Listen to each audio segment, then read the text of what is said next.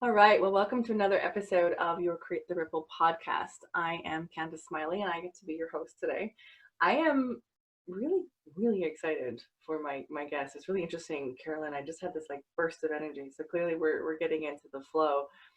Uh, Carolyn and I have known each other for a while. Like many of my guests, Carolyn, I always tell people that I take maybe a few minutes beforehand, but I try not to dive too much into it so that we can really be in the flow when we get, on camera and just let it be what it will be.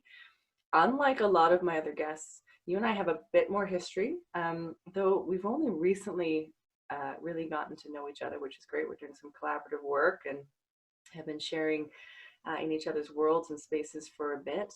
Um, I got to do some business networking with Brent, who is your nephew.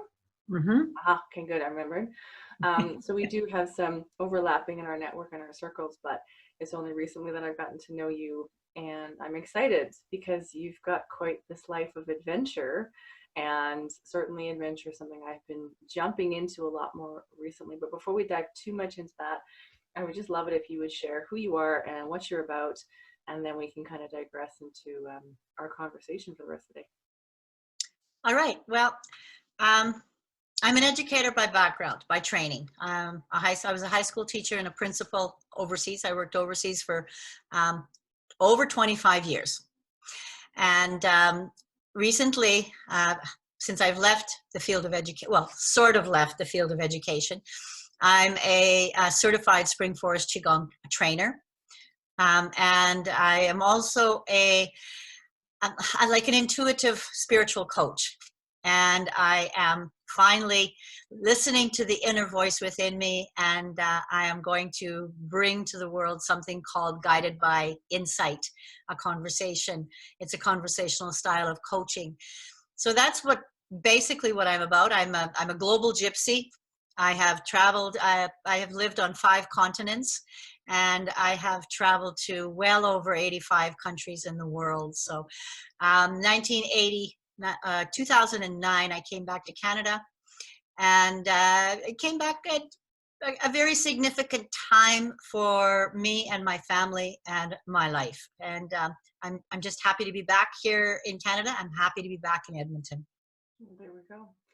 So what I think is highly entertaining is, so you and I connected through social media, which is sort of a running theme in a lot of my podcasts. It's such a great opportunity. I know that, it gets knocked a lot, and certainly I don't know that we as a collective were actually ready for the impact of social media. I think we have no idea the impact of that. However, there are certainly some silver linings, and I think one of them is being able to connect with people. So one of the things I found the most fascinating about you is you spent some time living in Peru. And I say this because Machu Picchu is like high on the bucket list. It's sort of planned for who knows, when we'll be able to travel again, but certainly, high up on my to-do list. And you live there. Tell us about that. Um, it actually is quite a story. I in about, let's see, 2003, on my birthday, I was actually living and working in Ethiopia, and I had a serendipitous email that led me to Brazil, and in that leading to Brazil led me to Peru. So I ended up walking away from my 25-year career, just walking. I just said I was done. I've had it. I left because I really felt that I needed to follow that inner voice, to follow that inner spirit. And I was becoming very disillusioned and as a teacher. And I knew I needed to expand. So I took off to Peru. I had a vision, and I've been following a vision since I was 16, okay? So the vision for me is not strange. It's pretty normal. And I had this vision, and in this vision, I saw myself in Peru. I actually saw myself over Cusco and seeing this valley. And in, like I said, well, what is this and where do I have to go? And in flashing lights, I saw Cusco. Okay, when I flew in to Cusco, that's what I saw. Wow. Real life, okay. But then I also had a vision where I was holding a rock and I didn't know what it meant. So anyway, the long and short of it was, I found a lady that I resonated with, has become a dear, dear friend of mine, and stayed with her and tell her my story. And she led me to a shaman in Machu Picchu. And I was hesitant, and I don't trust people right off the start, and I don't always take people's word for it, because each one of us resonates with different people in different ways. Mm-hmm. So I went to Machu Picchu, and I did what I call the cattle tour in Machu Picchu. And as I got, it's amazing, because there's one point in Machu Picchu that I learned later is called the PowerPoint number 1. And I stood there surrounded by 30 other people, right? And I'm crying. I'm just bawling. I'm crying. And I couldn't stop myself from crying. And I just felt like I came home. And so I carried on the cattle tour. And then after we finished the tourist tour, I met with the shaman. We did some work. And then I said, I'm going back to Cusco. He says, okay, I'll see you later. And I'm thinking, yeah, right. Eventually a week later, I went back. And long and short, I ended up, he wouldn't call himself my maestro. He said that we were kindred spirits, and that we would share each other. So for 5 years, I played in Machu Picchu with him. I helped him in his ceremonies and with his tours, but then I also started my own tour group. It was called Andean Triangle. And I took people on a spiritual tour. I did this for 4 years, where we started in Cusco. We went up to Lake Titicaca, which is part of the triangle, because the Lake Titicaca is so, so, so, so amazing. Then we'd come back to Machu Picchu, and then we'd go into the Amazon. And I led spiritual tours in that way. And some of it was plant medicine based. Because I did also a lot of work in the Amazon with various shamans, and worked with the healing plants. Mm-hmm. Mm-hmm. It blows my mind. And I think, I've had a day of recording, some podcasts to roll out. And I do it because I want to put out positive content in the world, and to create platforms, because I think, stories are what really bring us together, right? And it's a human experience that we're having right now. And one of the things I think is most interesting is how much I receive from doing these things. And I feel like you went on a bit of a journey, and you, I'm sure, received so much from leading things like those tours, and learned and so much from that. You come back to Canada. How has, that sort of, and not even just that experience, but how has the experience in general, shaped what you're doing now? I'm not familiar with what you do. I see your people in parks and gardens, and I think I know someone who does that. But tell me about, sort of that journey to what you're here, and what you sort of brought back with you. My time in Machu Picchu, my time in Peru was, I would call, a vision quest. I just followed spirit. And I went deeper and deeper. I got quieter and quieter. Maybe this is where this bubbling up of guided with insight comes from. I had the most amazing insights. And it was only like when I came back to Canada, I'm starting to read the books and going, well, yeah, I know that. I got that. And yet there was one little piece that sort of was missing. And the piece was sort of, I just felt that spirituality and finding going to home, what I call home, going home within that deep, deep inner sense, going back to your source.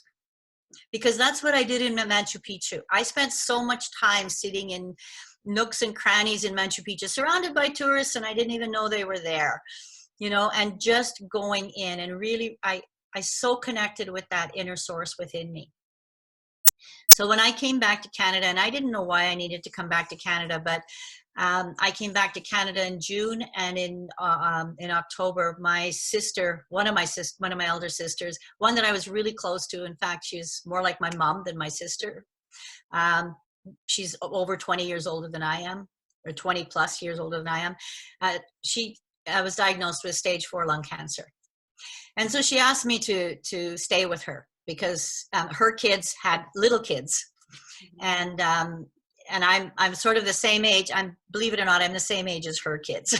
That's how strange this family is. But so I could stay with her because I wasn't working, and so I went on that journey with her, and it was a hellish journey.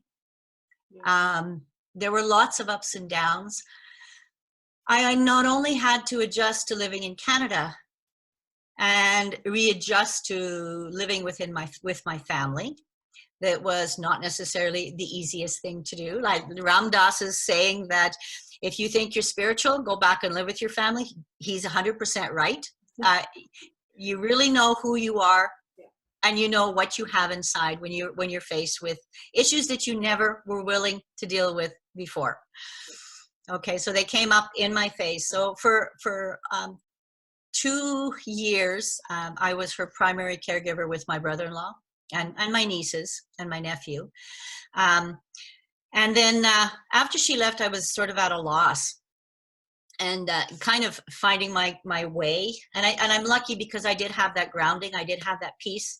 I knew how to take care of myself. I knew how to maintain my own equilibrium. You know, what I would say now within Qigong, I was balancing my yin and my yang. And I didn't know I was doing all this, but that's what I was doing. And so a few years later, after she passed away, I had this, again, a very loud voice in my head saying, Qigong, Qigong, Qigong, Qigong. And I lived in Asia for over 5 years. And I'm going, yeah, I know what Qigong is. Well, find it. So I started looking for Qigong in Edmonton, and I couldn't. Like all I saw was Tai Chi, Tai Chi, Tai Chi, and Tai Chi comes from Qigong, but it's not Qigong. It was Qigong. And through 2 conversations, I ended up working, training a little bit with Dr. Ong. And I just, again, this idea that things don't need to be complicated. They don't need to be, we make things so darn difficult. They don't have to be that way. So somebody invited me to a Spring Forest Qigong introductory talk. Within 15 minutes of that introductory talk, I just, it was like, okay, I'm sold. There was no, I knew this is what called me. I knew it. It resonated within me so deep. And then after that, shortly after that, I took level 1, and then I went on to level 2. In fact, I've mastered 3 of the 5 levels of Qigong. I got my two different certifications within Spring Forest Qigong. And then I started on my pulpit here in Edmonton and spreading Qigong everywhere. Anytime I got a chance to talk, anybody invited me to talk, I went out and I spoke. And that's just my joy.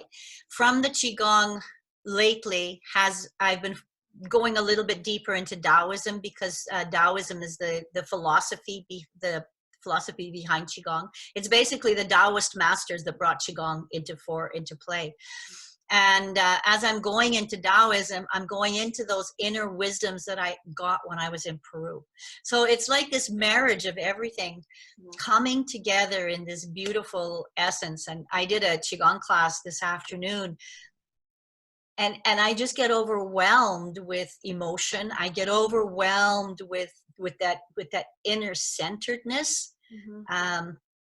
That just brings it all to fore. And I know that my Guided with Insight, this Guided with Insight course that I want to launch, that will be launched in January,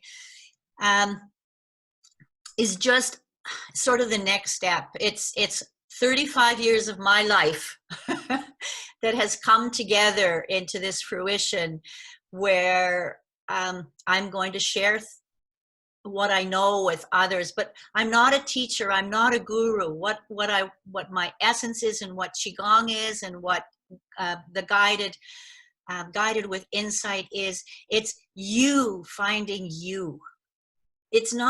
I'm just there to kind of point in the direction. That's it. It's you finding you. It's the art of self-healing.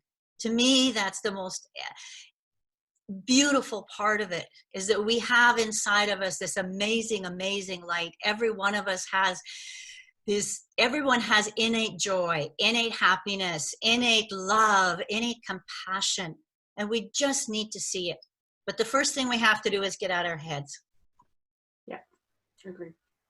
I'm blown away by, you know, how really for you one thing led to another. And I think that's for a lot of us, right? We didn't necessarily figure we'd end up here.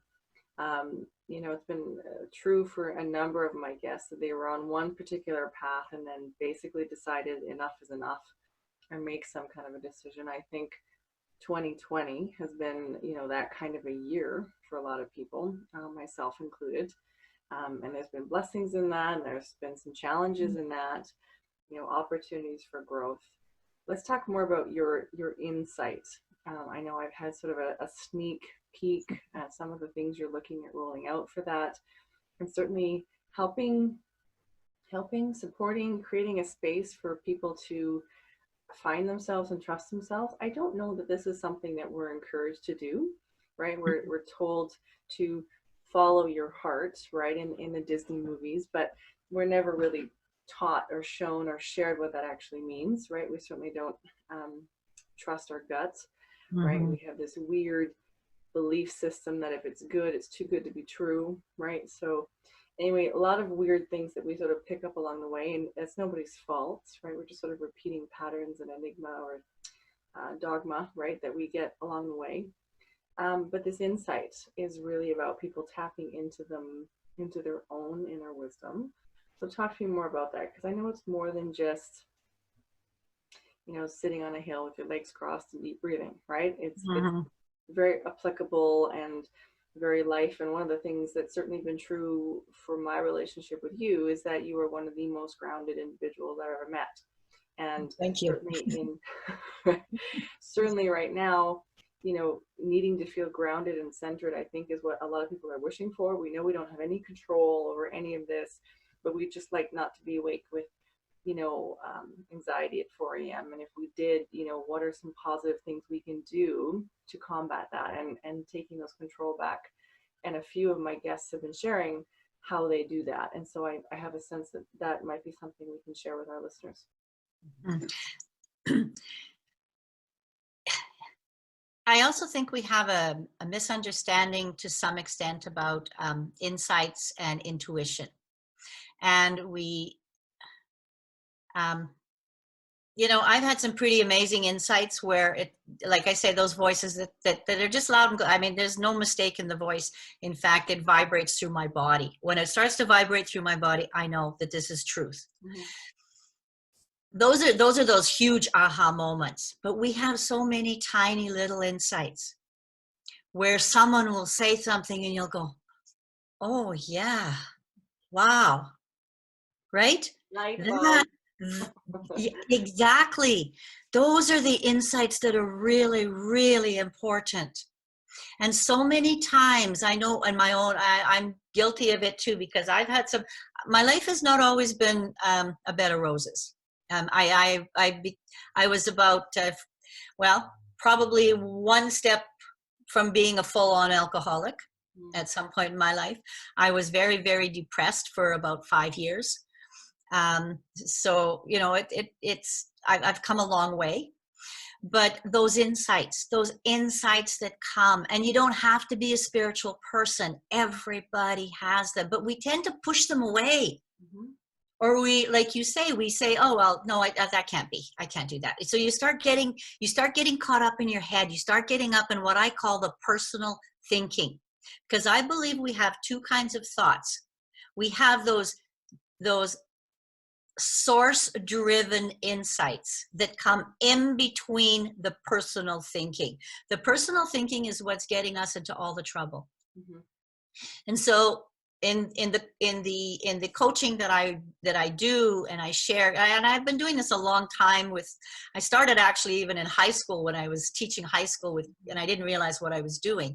So many years of this, but you know, when we understand how that personal mind works, and we can start kind of moving that person, like getting to those moments in between those thoughts. And it's not as difficult as it is once you understand how those personal thoughts work, and you start paying attention to them. They start getting a little quieter, and then they make room for more of these insights. So these insights are, you know, it's like I say, there's the big wow ones. Those ones, okay, those are easy to pick up. But that intuition where, that gut feeling where you just kind of feel that this is the way you should go, and then all of a sudden you go that way, and then later you go, should have listened, right?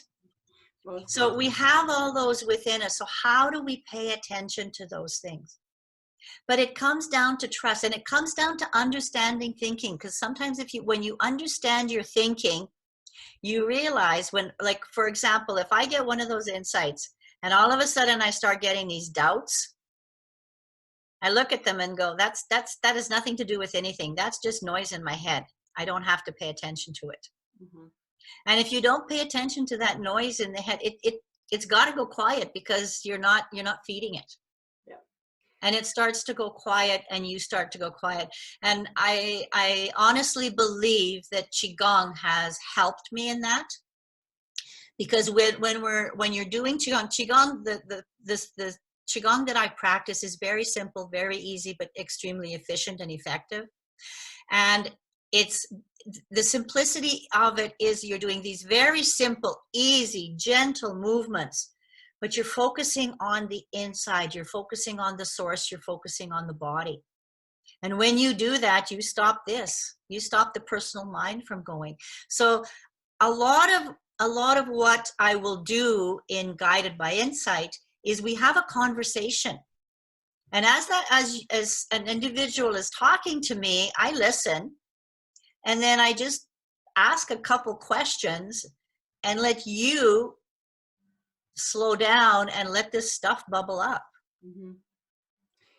So it's more of an not even an inquiry based, because I try to get you out of your thinking. Well, and I like that, because I'm a thinker. It's always going up there. The concept of the nothing box. I don't know if you've seen that hilarious video online that men actually have a nothing box. This was like, what? That exists? Because it's very rare for my mind to be quiet. I found for me, practicing minimalism, right? Letting go of things, thanking mm-hmm. the experience, the thought, the clothing, whatever it was, and then letting it go had a huge impact, because there wasn't so much stuff, right? Going mm-hmm. for a walk or getting outside. The sense of what I'm having is, and I think I was thinking about this, because I'm like, I know that I make a lot of my decisions from an intuitive place. And now that you sort of brought my awareness to it, I'm like, oh, there is that voice. And I'm listening to that a whole lot more than I probably was years ago. Mm-hmm. I don't even know what shifted, into it, except that I know that they're never wrong. And mm-hmm. probably too many of those experiences, oh, I should have gone that way. Yeah. Right down to, I'll be driving and we do so much of those things on a day-to-day on an autopilot, right? Mm-hmm. And then all of a sudden I'll discover, I'm like, oh, why am I taking this route? And rather than being frustrated about those things, I've sort of learned to go, I'm clearly on this route for whatever reason. Because I do live my life from that. And it's interesting that you're bringing it to my awareness. I was like, that's intriguing. This is something I have been doing. Now, for our listeners who maybe haven't, that can feel a little overwhelming. I know so many people struggle with that mm-hmm. monkey mind.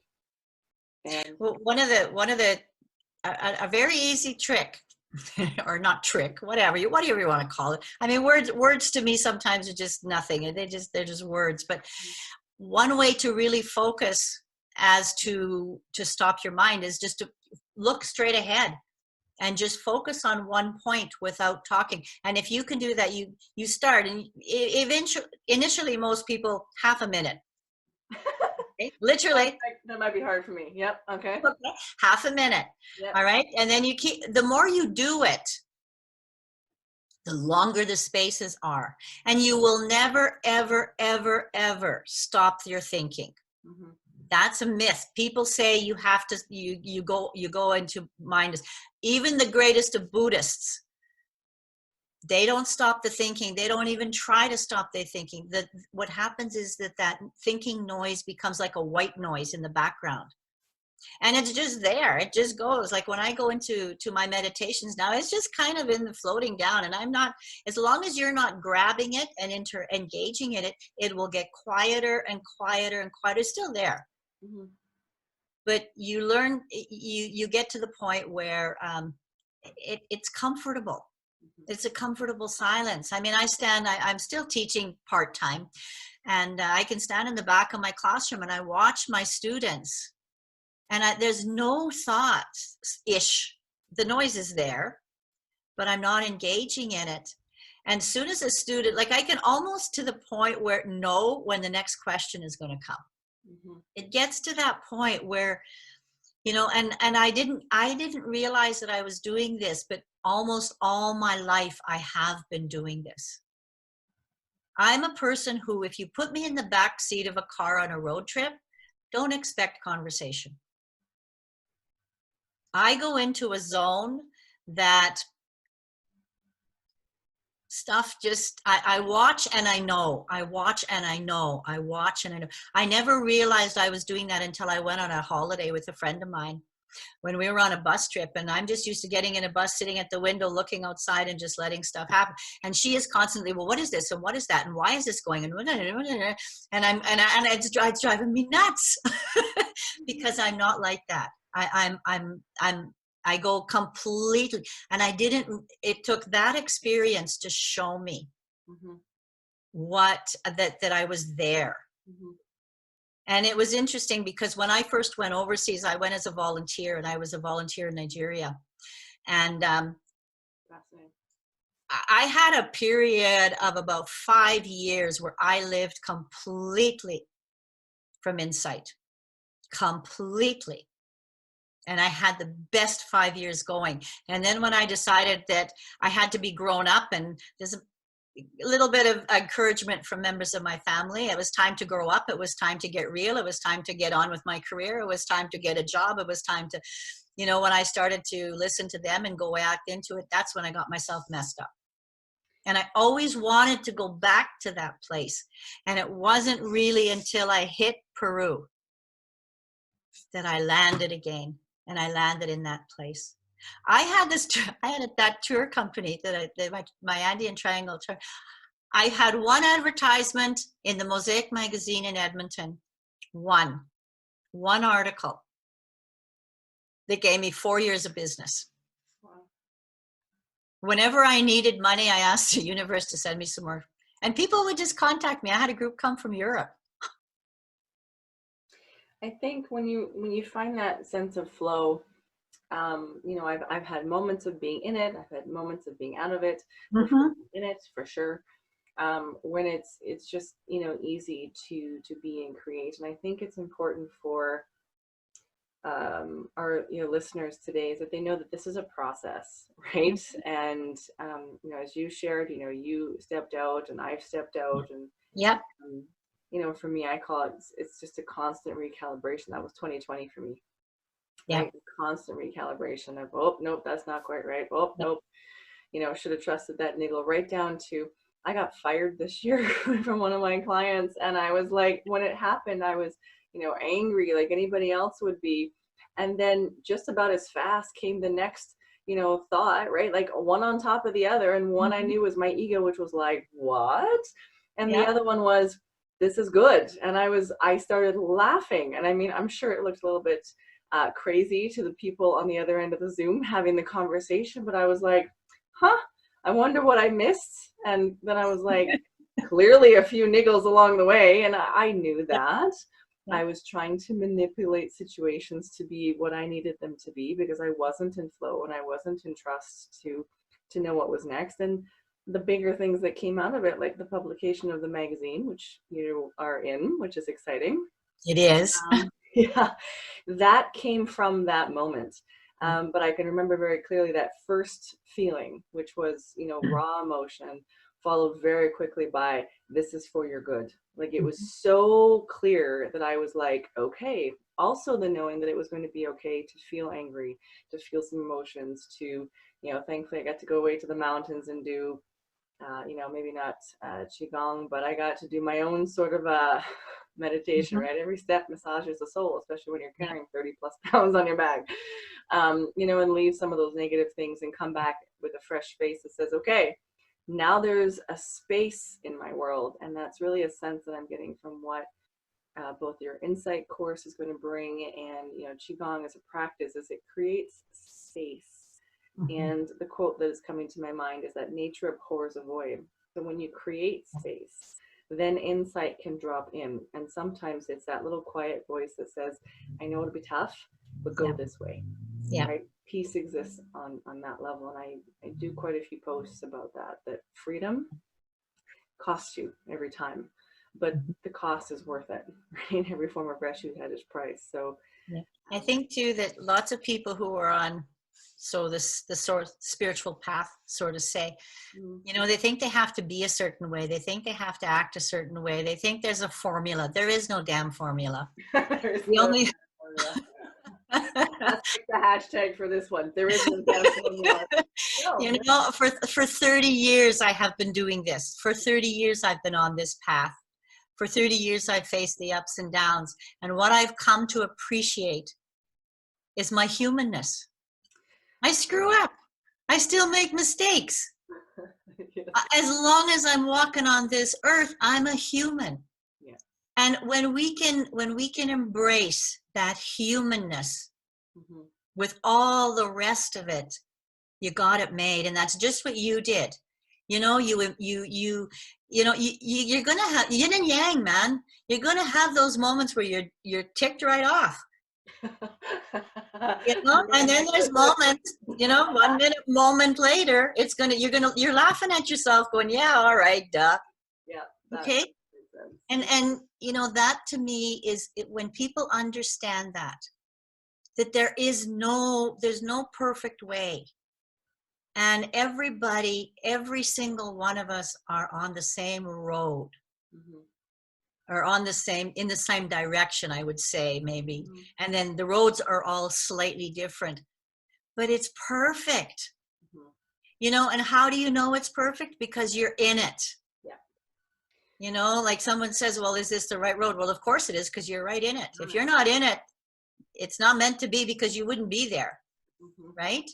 So, if we can embrace our humanness, and that to me is when in the I use I've come across something called the 3 principles theory. And it's it's more of a psychological, in fact, it changed psychology. So if you want to go and look it up, you can go and look it up. But I have a lot of friends in the 3 principles world, and I've gone to the 3 principles school. But to me, it was again, and it was another one of those steps of, this is simple. Stop making it so hard. We're looking, and I did that, man. In my years of searching and hunting and the rest of it, man, I looked for I didn't leave very many stones unturned. And yet all I got was more depression. I just went down. I spiraled down in those days. And when I got to the point where, to hell with it, I'm not doing it. Well, life started to brighten up again. So it's that and embracing our humanness and accepting our emotions. There's nothing wrong with those emotions. There's nothing wrong with you coming out with a nice string of words. When somebody did a hit and run with me, my car was, blue for about 10 minutes. Okay. Yeah. But then I got out of my car, I took a look around and went, okay, what do I do next? And the lady who was that stopped right behind me was watching me, and she said, are you okay? I said, yeah, I'm okay. She goes, you are so calm. And I said, you didn't see me 10 minutes ago. I didn't see that. Yeah. But that's it. You are allowed to be angry. You are allowed to be sad. Those are really important feelings. Don't try to push them away. The other thing too is, don't push people away. Some of your best insights are going to come from those people that push every single button you've got. True. They show up to show us how we're not free. You bet. You bet. That's yeah, that is significant. And you know, I've spent so much of my life running away from you know, the negative quote, you know, emotions and feelings, because you know, we're not always taught how to deal with them, right? We're not taught that we can be angry. We're not taught that we can be sad. We live in a very toxic positive space. I agree with that, and I think the reality is we need to be, you know, honest about that. But you know, more than that, it's just about, well, it's okay to not be okay, right? Yeah. It is. It is. There's nothing wrong with you. Yeah. There's nothing wrong with any of us. And I spent so many years asking myself, why me? Why is this happening to me? Why am I wrong? Like how come I can't make it work? Da, da, da, da, da. I just beat myself up to nothing, you know, and I, you know, and we all do it. It's, you know, like, I don't know. I even Buddha did it, you know, even the masters have done it. You know, Master Lin, who's my master, my Qigong master. You listen to his story. He had suicidal depression. He was so angry at the world. You know, so, you know, we all have. And the thing is, no one knows where anyone has come from. No one knows the pain inside anyone else. Cut him some slack.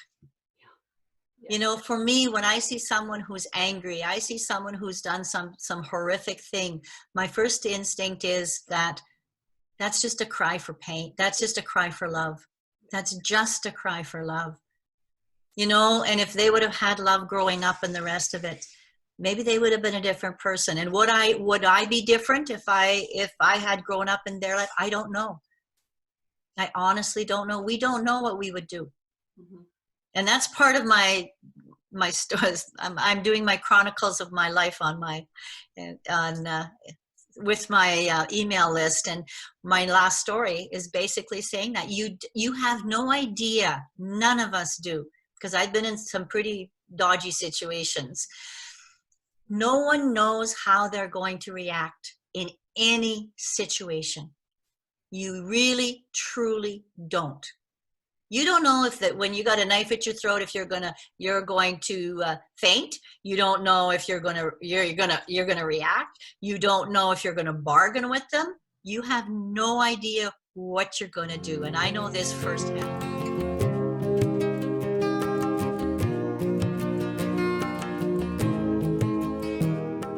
Hey, I hope you're enjoying the show. I know I am. I wanted to take a moment to talk to you about an amazing product that is making such a difference in my life.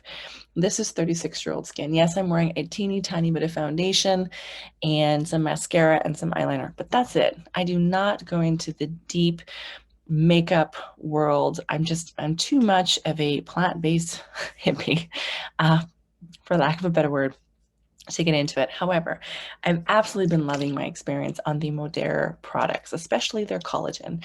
It's liquid collagen made from chicken sternums. It's got 7 international patents, and it's clean. And frankly, a lot of the collagen products out there include things like hooves and noses and byproducts. And I was like, no, thank you. So when I discovered this one, even though I'm a vegan, I prefer a plant-based lifestyle, I recognize that this collagen, my body would recognize it. And if it recognizes it, it's going to use it. Simple spoonful in the morning, spoonful at night. It's making a huge difference, not only in my skin, which, to be honest, I completely love, but I also in my nails and in my eyelashes, which I love. So I want to give you a little tip. Talk to me about this. I can get you a referral code for being a part of my network, which will save you $10 on your first order. The products are very comparable. It's not an MLM. It's simply an affiliate program. So I love to do that. And then whatever mascara you choose to use, add a drop or two of lavender.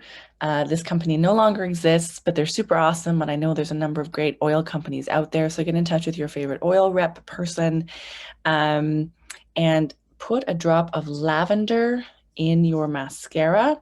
Combine that with my liquid collagen, and you are absolutely going to love the way that your eyelashes look. Did you know that one of the reasons your eyelashes break and fall apart when you're older is because there are teeny tiny little bugs that live in your hair and in your eyebrows, and they fall onto your eyelashes and they eat them. Now, granted, we kind of need these things that live on our skin and our bodies for our bodies to function the best. However, if you're like me, you want a really great set of eyelashes. So hopefully that helps. I will make sure to tag the products down below. And without any further ado, let's get back to our show.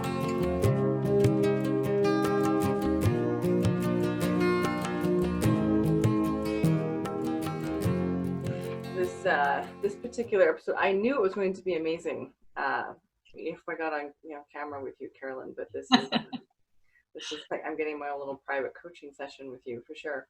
It's yeah, I feel like what I've been made aware of is I've often said my life feels like a series of detours.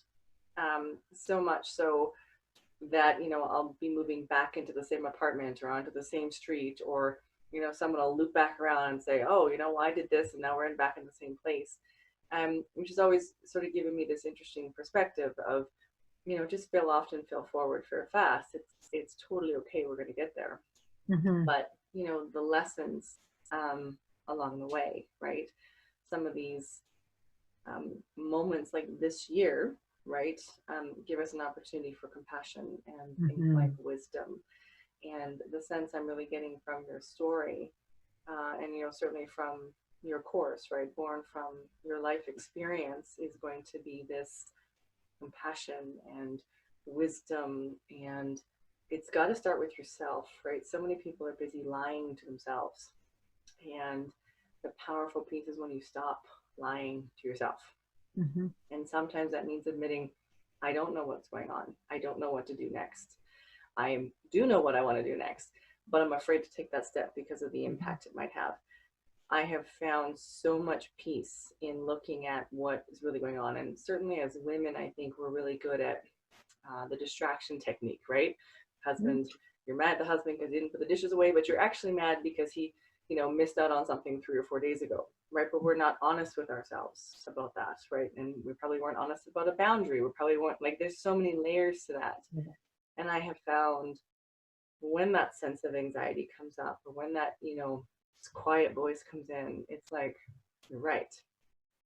I could call and make a different choice. And what's interesting, the awful feeling that we all dread in telling the truth to somebody, whether it's, hey, I need to change my mind, hey, I can't do this anymore, hey, this isn't working out, or hey, I'd like to do something different, or any of those things that we have a sense will cause disappointment when we can first be honest with ourselves.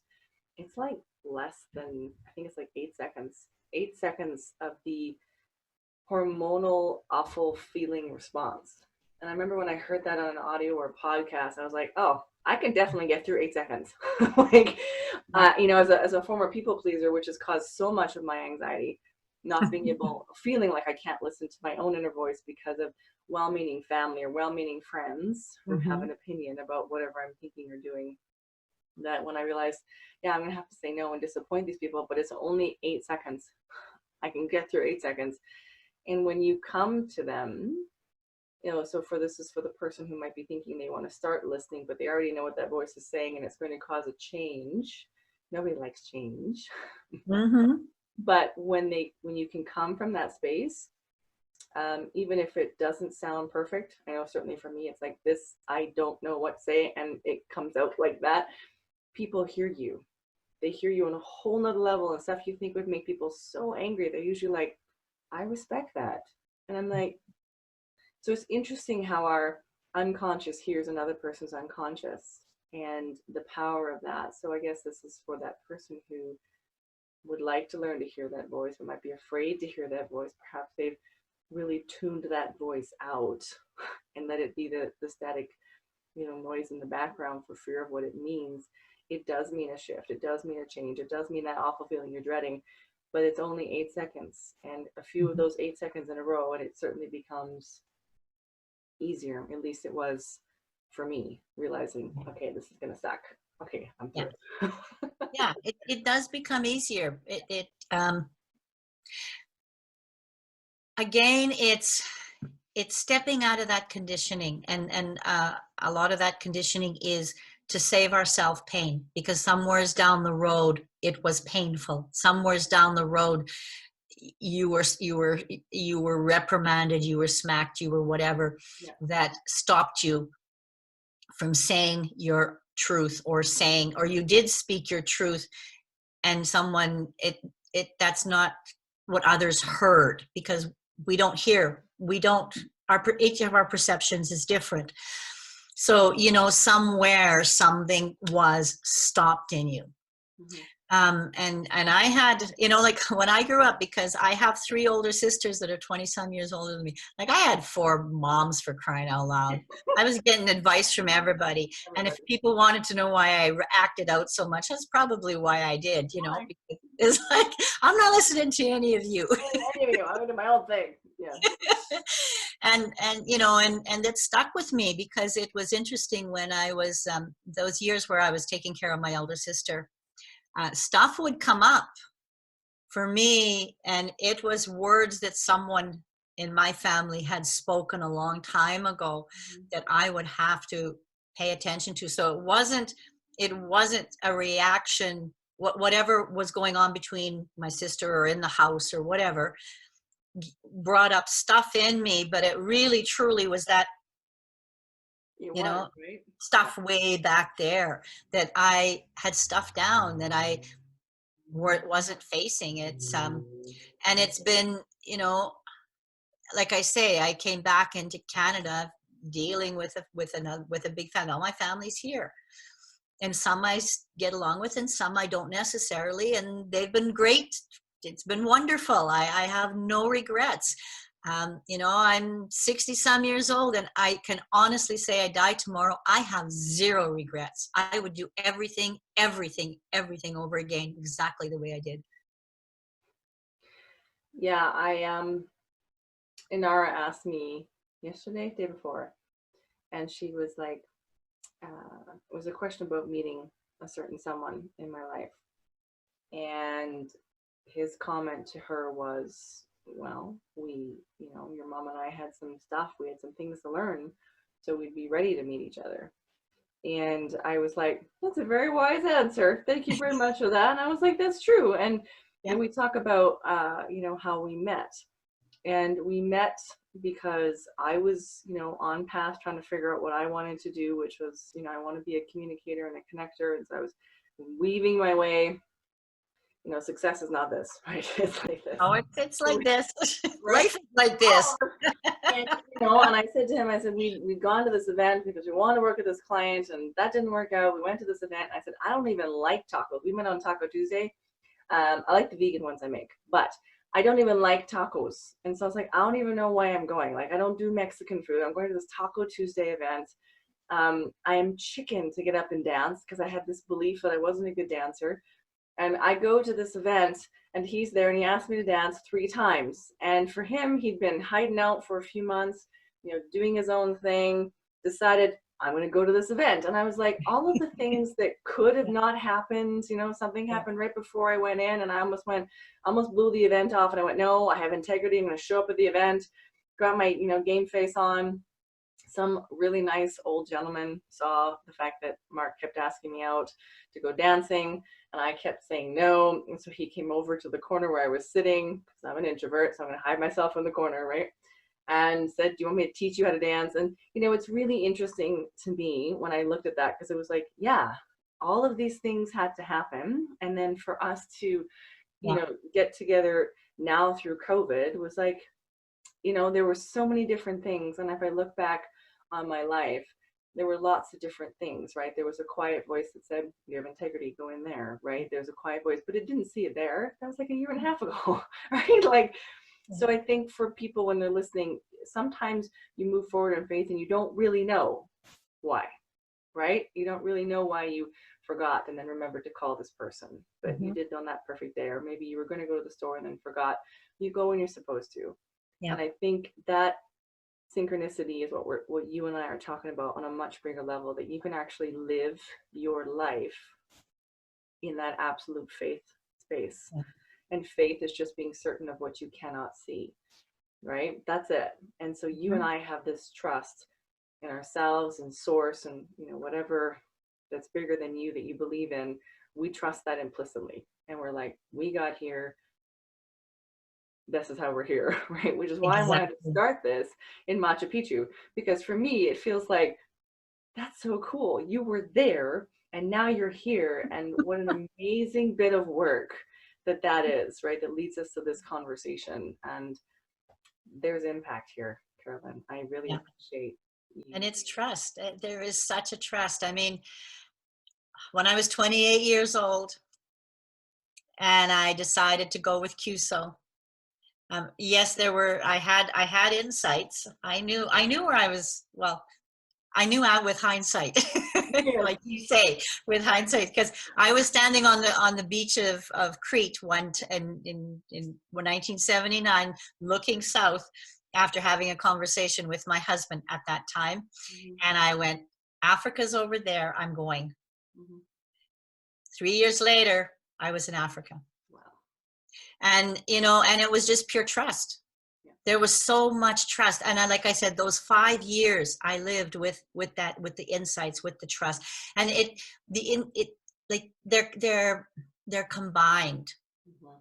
Trust and these, what I call insights. Mm-hmm. And it can be those big aha moments, or it can be those little tiny whispers, like you call niggles. I call them whispers. Same thing. I call them niggles because sometimes they're like that little thing that you can't quite scratch, and it's there. At least that's for me, and a lot of it's because for me, learning to listen to the niggle, so that quiet whisper, whatever you want to call it, has come because I've struggled so much with anxiety. I think maybe I did when I was younger, but it didn't seem as apparent as it has in the last few years. You know, things that led to things like adrenal fatigue and this sort of thing that always felt like it came out of nowhere, right? Sapped my coping strategies, coping mechanisms. And when I stopped and I go, I'm feeling anxious, right? Tightness of the chest, I can't breathe, I'm buzzing, I'm frustrated, right? And then I go, where is this coming from? And I could trace it back, and it could be something as simple, for me, big time, has been I heard someone say something, and it was me not standing in integrity because I didn't step up and say, actually, that's wrong. What you're saying right there is wrong. Mm-hmm. Right down to, which is scary for me because I prefer peace, or would have said that in the past. I would have wanted to avoid conflict, but that's because I wasn't very good at putting up boundaries. So of course it led to conflict, or I'd absorbed the conflict because I was anxious. You see how this, whatever went.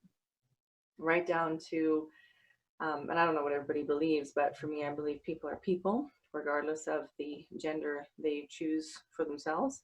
Mm-hmm. I think that's really important, or the gender that, I won't dive into that today.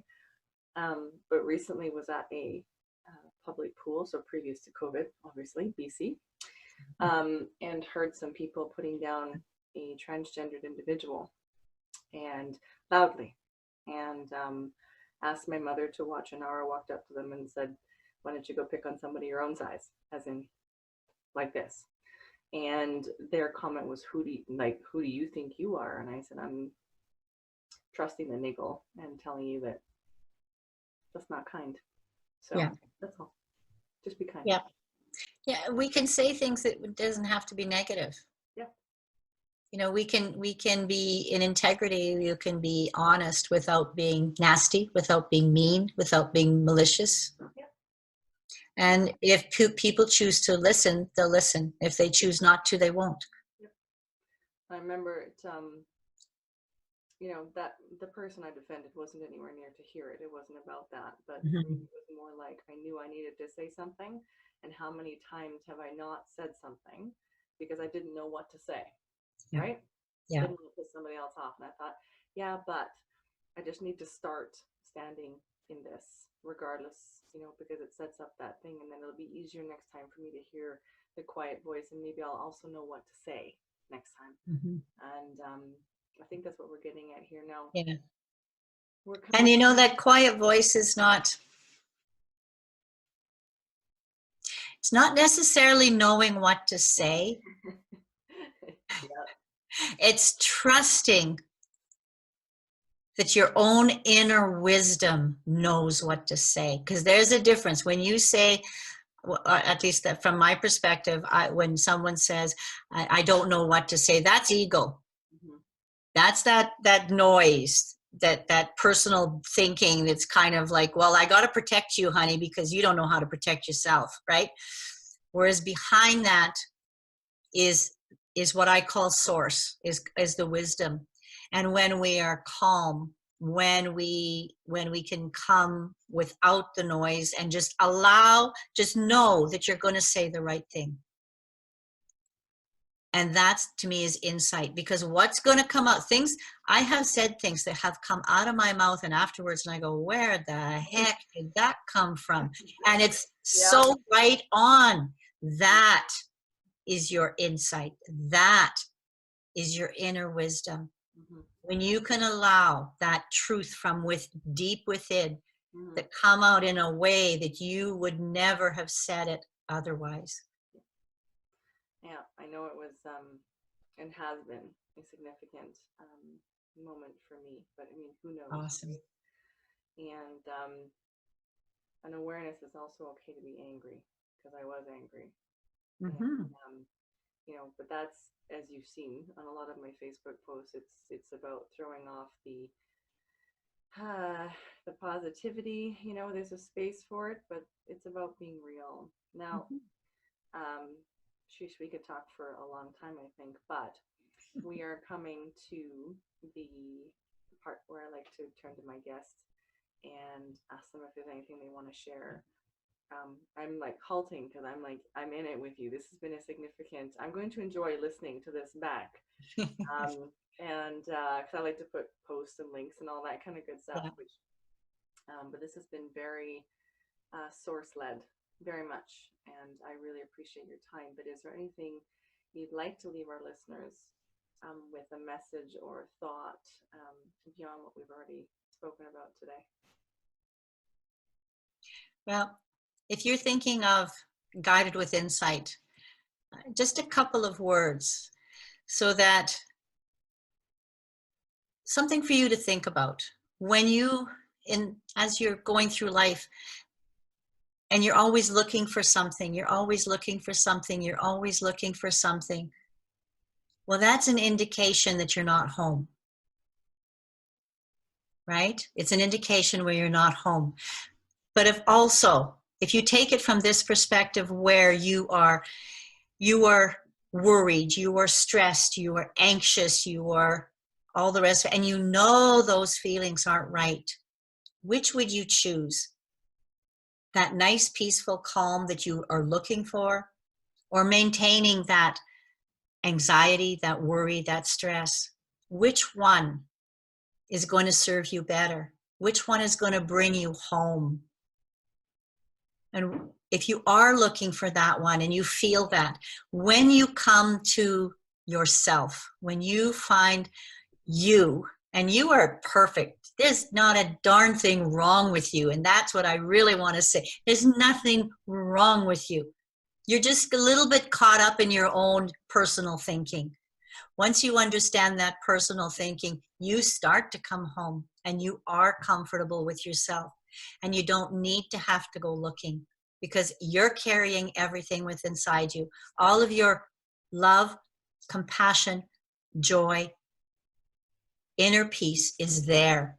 You came with it. It's waiting for you. It's waiting for you. And I would love to be able to share this art, what I call the art of self-healing. And doing it either way, either joining my Qigong class, which is one way. For some people that works, and they get some of the same stuff that I'm talking about now, but kind of indirectly with Qigong, or doing it through, guided through insight. There's two paths, and they can both be together. And I just, I feel that COVID gave me a gift. As you said, COVID is, and people said, how are you coping with COVID? And I'm going, awesome. One, it put me online, got me comfortable being 100% online with my Qigong class, as well as doing Facebook Lives and interviews like this, where this is probably the most relaxed interview I've done.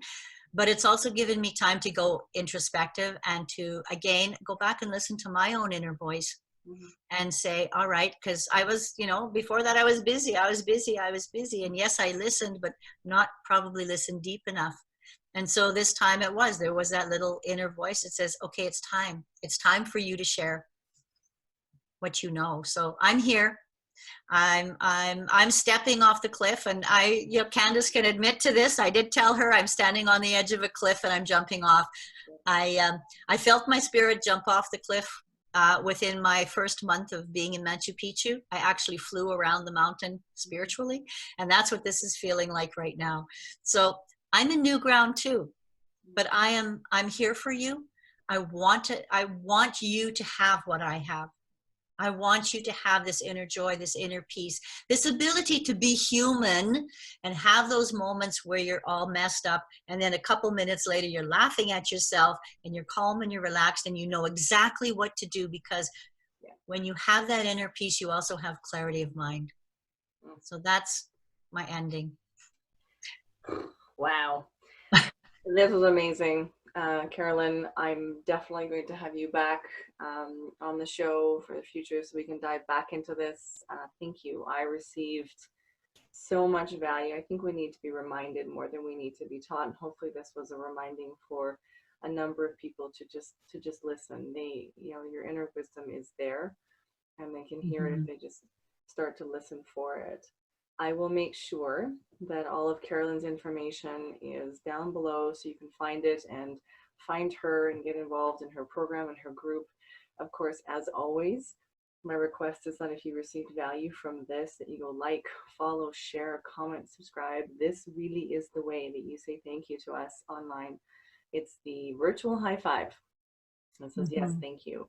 And certainly if there's somebody you know who would benefit from hearing this, share or tag them in it. And we will do our best to serve those people that you share with us as well. So again, Carolynne, thank you for holding space with me today.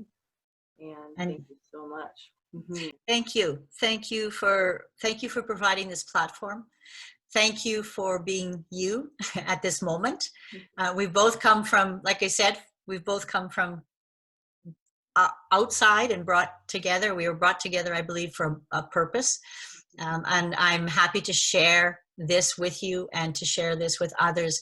And I really believe in what you're saying. We're here to help each other. We're a community. We're not individuals. We can't do this alone. We shouldn't do it alone. We're humans. Humans need each other. And just helping each other is a huge benefit. So thank you to you, and thank you to everyone who's listening. I really, really appreciate it. Thank you. And to my listeners, we'll catch you on the flip side. Until then, everybody stay safe. Okay.